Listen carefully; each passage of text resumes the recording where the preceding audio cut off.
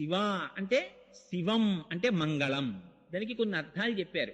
మంగళము, కళ్యాణము, శ్రేయస్సు, భద్రము, ఈ అర్థములతో కూడినటువంటి మాటకే శివం అని పేరు. కాబట్టి శివ అంటే ఏమిటి? ఎక్కడెక్కడ శుభం కావాలని కోరుకుంటున్నారో అక్కడ శివారాధన జరిగి తీరవలే. ఎక్కడెక్కడ కళ్యాణము కావాలనుకుంటున్నారో అక్కడక్కడ శివారాధన జరిగి తీరవలే. ఎక్కడెక్కడ మీరు కళ్యాణము, భద్రము, శ్రేయస్సు, క్షేమము, యోగము, శాంతి వీటిని కోరుతున్నారో అక్కడక్కడ శివాభిషేకం జరుగుతూనే ఉండాలి. అందుకే పుట్టకోడిని నక్షత్రంలో పిల్లవాడు పుట్టాడండి, శివాభిషేకం చేసుకోండి. ఏమండి దుర్నిమిత్తములు కనపడుతున్నాయి, శివాభిషేకం చేసుకోండి.